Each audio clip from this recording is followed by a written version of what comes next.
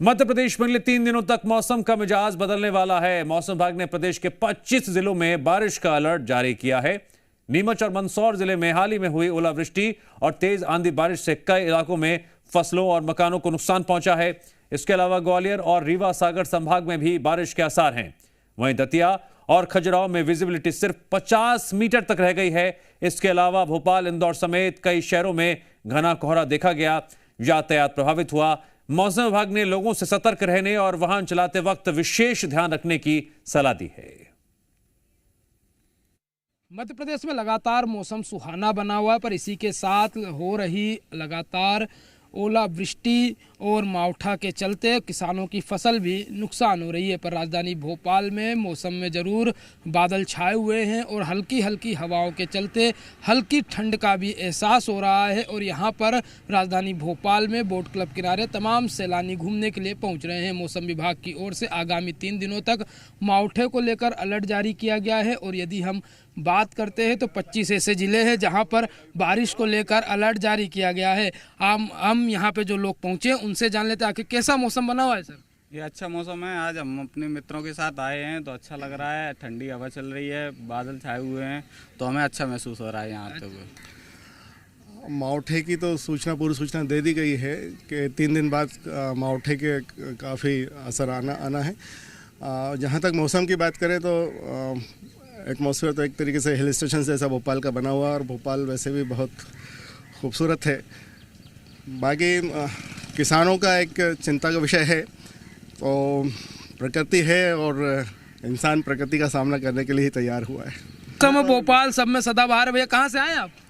हम यही हैं भोपाल से। अच्छा, कैसा लग रहा है मौसम? बहुत अच्छा लग रहा है। क्या कहेंगे, प्रदेश में कई जगहों पर बारिश हुई है, ओलावृष्टि हुई है, किसानों का नुकसान भी हुआ है, क्या कहेंगे?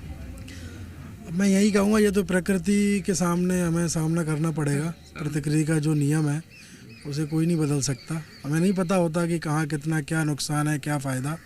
तो जो भी ऊपर वाला सही है। तो आप ये देखिए, किसान को प्रकृति की मार झेलना पड़ती, क्योंकि खुले में जो पूरी खेती होती है और उसी के कारण लगातार जो हो रही ओलावृष्टि के चलते जो कई जगहों पर फसल बर्बाद हुई है। पर राजधानी भोपाल में मौसम सुहाना बना हुआ है।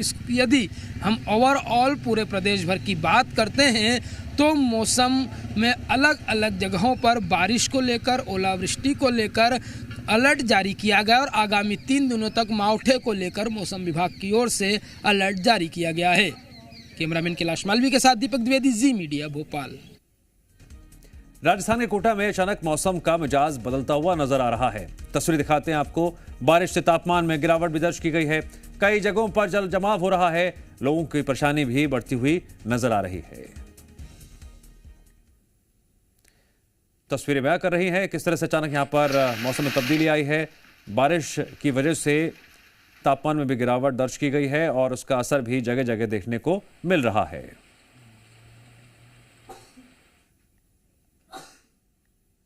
वहीं पुंछ में भी भारी बर्फबारी से हालात बिगड़ रहे हैं। सड़कों पर बर्फ की चादर जम चुकी है।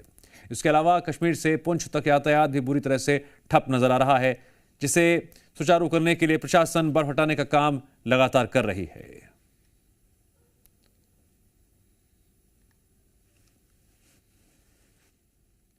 सड़कों पर बर्फ ही बर्फ दिखाई दे रही है और यही वजह है कि प्रशासन के लिए इस बर्फ को हटाना एक चैलेंज बन गया है, क्योंकि यातायात पर भी इसका व्यापक असर पड़ा हुआ नजर आ रहा है। कई जगह वाहन फंसे हुए हैं।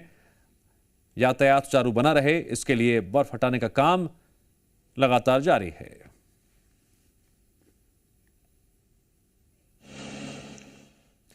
उत्तराखंड के उत्तरकाशी में मौसम तेजी से बदल रहा है। पहाड़ी इलाकों में बर्फबारी देखने को मिल रही है, वहीं निचले इलाकों में बारिश की आशंका जताई जा रही है। अब मौसम विभाग ने बारिश और बर्फबारी को लेकर ऑरेंज अलर्ट जारी किया है।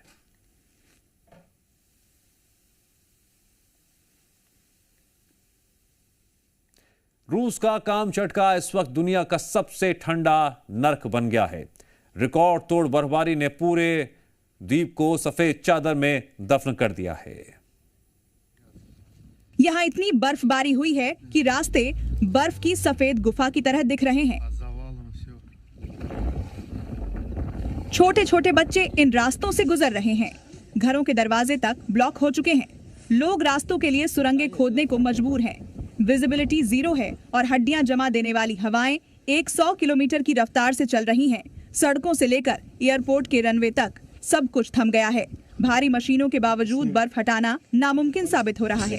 ये बर्फ पिघलने में महीनों का वक्त लग सकता है।